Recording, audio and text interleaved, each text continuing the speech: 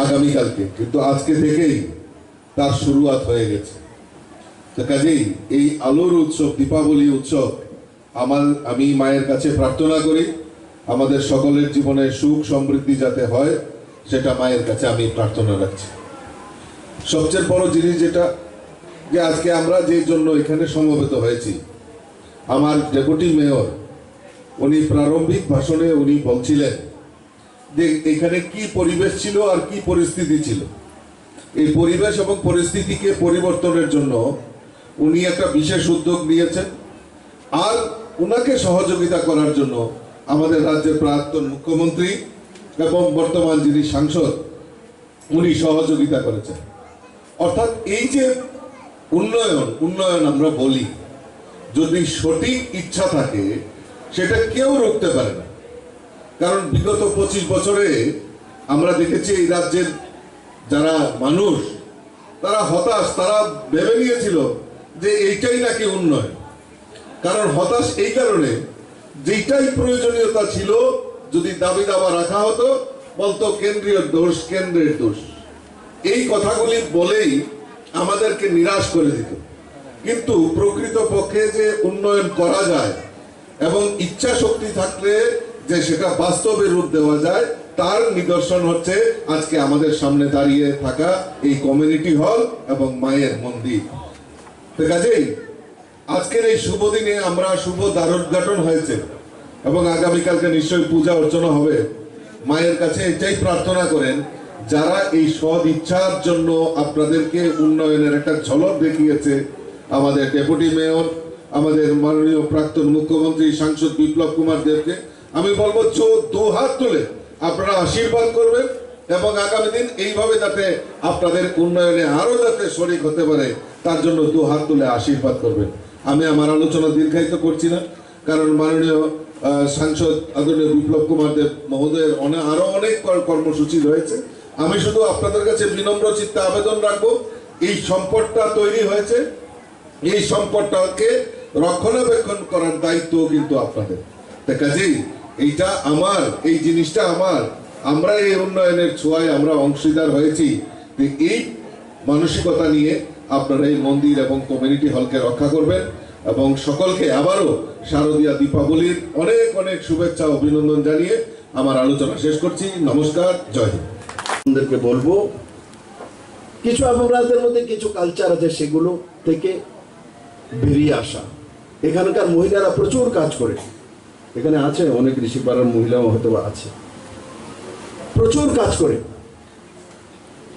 সঙ্গে সঙ্গে পুরুষদেরকে বলবো, দুইজন মিলে কাজ করে অনেক এগিয়ে নিয়ে যেতে পারবেন।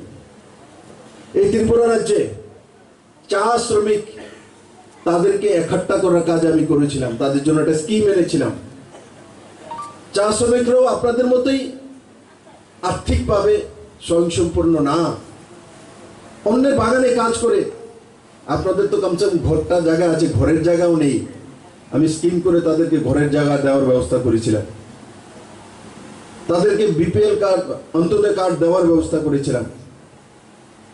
তার পরবর্তী সময় আমি সিএম থাকতে দেখেছি যে তাদের মধ্যে থেকে প্রথম ত্রিপুরা রাজ্যে একজন টিসিএস অফিসার হয়ে এসছে। আমি তার সঙ্গে টুইট করেছিলাম, তার ফটো দিয়েছিলাম, যার বাবা চা শ্রমিক, ঘর নেই, সেই ছেলে টিসিএস অফিসার হয়েছে। কেন? তার মানসিকতার মধ্যে পরিবর্তন হয়েছে যে আমি আর্থিকভাবে স্বয়ংসম্পূর্ণ না, আমি মানসিকভাবে গরিব নই। বিপ্লবদের কাছে দুইটা চোখ আছে, আমার কাছেও আছে। বিপ্লবদের বলতে পারে, আমিও বলতে পারি ওনার দুইটা পা আছে, আমারও দুইটা পা আছে। ওনার একটা নাক আছে, আমার একটা নাক আছে। এই মানসিকতা যখন মানুষ রাখে, তখন গিয়ে নরেন্দ্র রায় মোদী তৈরি হয়। মোদীও তো আপনাদের মতো গরিব গরিব ছেলে, ওখান থেকে ভারতবর্ষের প্রধানমন্ত্রী হয়েছে। আর আজকাল পুরো দুনিয়ার মধ্যে সবচেয়ে সর্বশ্রেষ্ঠ বৃহত্তম নেতাদের মধ্যে একজন নরেন্দ্র মোদী।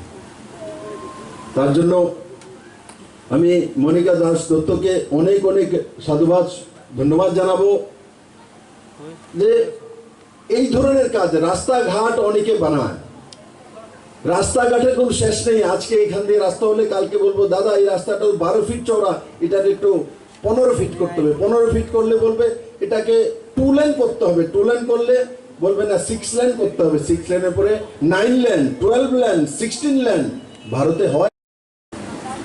এই এলাকার মানুষের একটা চাহিদা ছিল বা বলবো সমস্যাও ছিল যে এলাকার যারা বসবাস করেন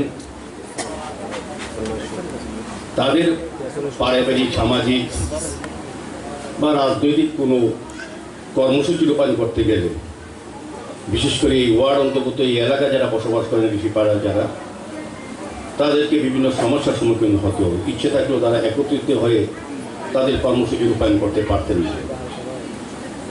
এটা আমাদের যিনি এই এলাকার প্রতিনিধি, কর্পোরেশনের ডেপুটি মেয়র, উনি অনুধাবন করেছিলেন এবং উনি যেহেতু আগরতলা পৌর নিগমে সবটা কাজ ইচ্ছে থাকলেও আমরা করতে পারি না, আর্থিক প্রতিবন্ধকতা কিংবা প্রয়োজনের জন্য অর্থের সংস্থান সব জায়গায় করতে পারি না, সেক্ষেত্রে উনি রাজ্যসভার যিনি সাংসদ ছিলেন তৎকালীন, আমাদের যিনি প্রাক্তন মুখ্যমন্ত্রী, যার হাত ধরে এই রাজ্যে শহরে 2018 উনি যখন মুখ্যমন্ত্রী ছিলেন, আমাদের সারা রাজ্যের সঙ্গে আগরতলার উন্নয়ন শুরু হয়েছিল, যার ধারাবাহিকতা এখন বর্তমান মুখ্যমন্ত্রীর হাত ধরে, সরকারের হাত ধরে কাজ চলছে। শুরুটা ওনার হাত ধরে শুরু হয়েছিল। আমরা যখন আগরতলা পৌর নিগমে আপনাদের আশীর্বাদে কাজ করার সুযোগ পাই,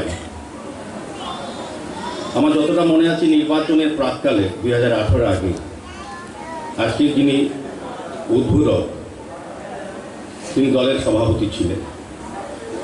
দলের পক্ষ থেকে রাজ্যবাসীকে আহ্বান করা হয়েছিল, ভারতীয় জনতা পার্টির নেতৃত্বে সরকার হলে রাজ্যের উন্নয়ন হবে এবং আগরতলা শহরে যে উন্নয়ন করা উচিত ছিল, যারা দায়িত্বে ছিলেন, যে কাজটা করেননি, সেই কাজটা আমাদের সরকার করবে।